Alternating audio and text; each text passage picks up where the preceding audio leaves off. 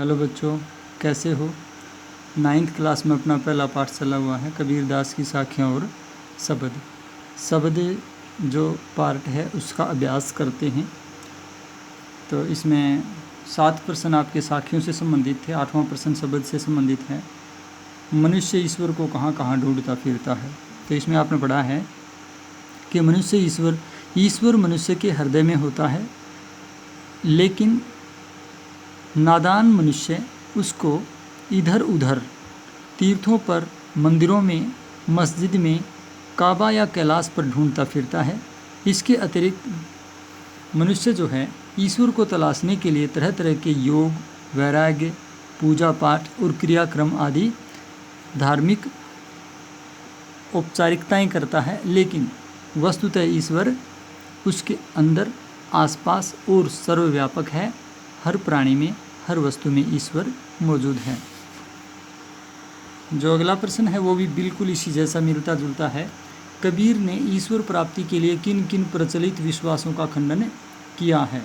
मतलब समाज में जो प्रचलित विश्वास हैं ईश्वर को प्राप्त करने के, उनमें किन किन का खंडन कबीरदास ने किया है। तो सेम लगभग मिलता जुलता उत्तर बनेगा कि कबीरदास ने ईश्वर प्राप्ति के अनेक अंधविश्वासपूर्ण प्रचलित विश्वासों का खंडन किया है। कबीरदास जी मानते हैं कि ईश्वर को न तो मंदिर में ढूंढा जा सकता है और न मस्जिद में, न ही काबा और काशी जैसे तीर्थ स्थानों पर जाने से ईश्वर की प्राप्ति होती है।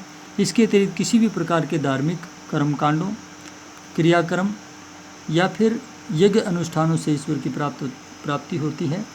ईश्वर को विशेष प्रकार के योग वैराग्य द्वारा भी प्राप्त नहीं किया जा सकता। ईश्वर मनुष्य के हृदय में रहता है, हर कण कण में रहता है और पल भर की तलाश में ही ईश्वर मिल सकता है। वस्तुतः कबीरदास जी कहना चाहते हैं कि सहज आचरण और अच्छे विचारों से ही ईश्वर की प्राप्ति हो पाती है। इसलिए ईश्वर प्राप्ति के लिए आडंबर और अंधविश्वासों का सहारा लेने की आवश्यकता नहीं होती।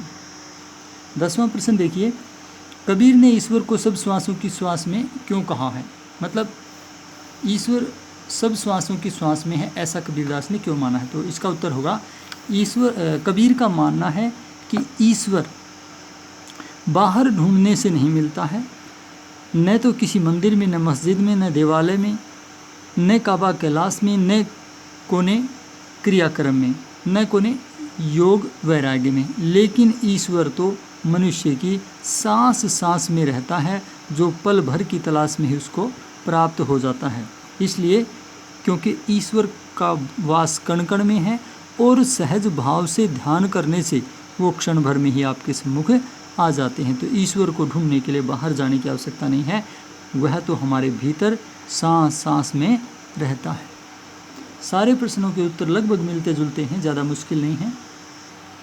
प्रश्न संख्या 11 देखो, कबीर ने ज्ञान के आगमन की तुलना सामान्य हवा से न करके आंधी से क्यों की है। सामान्य हवा की बजाय आंधी का रूपक क्यों बांधा है ज्ञान के आगमन का जीवन में प्रभाव दिखाने के लिए।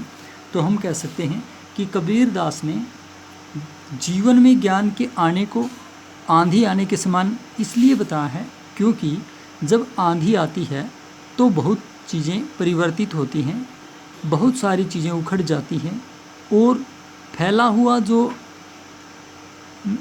कूड़ा करकट है वो सारा उड़ जाता है, शुद्धिकरण हो जाता है। और उसके पश्चात बरसात होती है, आंधी के बाद प्रायः बरसात होती है, जिससे सारी धूल मिट्टी साफ हो जाती है और भीगने वाले को भी शीतलता और आनंद की अनुभूति होती है। ठीक वैसे ही जीवन में जब ज्ञान का प्रसार होता है, ज्ञान का आगमन होता है, तो जो कुबुद्धि रूपी भांडा है वो फूट जाता है, तृष्णा की छान उखड़ जाती है और ऊहापोह या अनिर्णय की जो द्वंद्वात्मक स्थिति है, तो द्वंद्व रूपी थुनियाँ भी गिर जाती हैं। इसके अतिरिक्त जो है काया का कूड़ कपट दूर हो जाता है, आदमी की हेराफेरी छल कपट दूर हो जाती हैं और ज्ञान के आगमन से प्रेम और भक्ति, ईश्वर की भक्ति का आनंद बरसता है, जिसमें आदमी पूरी तरह सराबोर हो जाता है। और इसीलिए कबीरदास ने जीवन में ज्ञान के आगमन को आंधी की तरह परिवर्तनशील माना है। प्रश्न नंबर 12 बिल्कुल पहले वाले 11वें प्रश्न के समान ही है। ज्ञान की आंधी का भक्त के जीवन पर क्या प्रभाव पड़ता है? तो सेम वही चीज़ें हैं कि जब भक्त के जीवन में ज्ञान की आंधी आती है तो उसकी तृष्णा रूपी छान टूट जाती है। मैं आपको पैरा दिखाता हूँ। उसके जीवन का सारा अविवेक नष्ट हो जाता है, अंधविश्वास भाग जाता है। देखो यहाँ दे रखा है कि ज्ञान की आंधी आने के बाद भ्रम रूपी टाटी सारी उड़ जाती है, माया आदमी को बांध कर नहीं रख पाती है, उसके जो चित्त की द्विधा रूपी जो थुनियाँ हैं वो गिर जाती हैं और मोह रूपी सहतीर भी टूट जाता है। ज्ञान की आंधी आने से तृष्णा रूपी छान गिर जाती है और कुबुद्धि का भांडा भी फूट जाता है, अर्थात व्यक्ति को सुबुद्धि आ जाती है। इसके अतिरिक्त जो है ज्ञान की आंधी जब आती है तो संतों द्वारा योग की युक्ति, संतों द्वारा बताई गई योग की युक्ति व्यक्ति को मिल जाती है, यानी उसका ईश्वर में योग जुड़ जाता है और थोड़ा सा भी पानी उसके अंदर नहीं टपकता। उसके जीवन का जितना भी कूड़ा कपट है वो निकल जाता है और वह हरि की गति को भी समझने लग जाता है, हरि के प्रभाव को जान जाता है। और ज्ञान की आंधी आने के बाद जो प्रेम रूपी भक्ति रूपी जल बरसता है उससे हरिजन भीग जाता है, मनुष्य जो है वो भीग जाता है, पूरी तरह सराबोर हो जाता है। और जैसे सूर्य के प्रकट होने से ही अंधकार नष्ट हो जाता है, वैसे ही सूर्य के नष्ट होने से ही अंधकार प्रकट होता है, वैसे ही ज्ञान के आने से सारा अज्ञान रूपी अंधकार नष्ट हो जाता है। इस तरह ज्ञान की आंधी आने से आदमी का पूरा जीवन परिवर्तित हो जाता है, भक्त का पूरा जीवन परिवर्तित हो जाता है।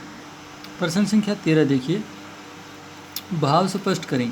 कह है हिति चित्त की दोई थूनी गिरानी मोह बलिंडा टूटा। इसका मतलब क्या?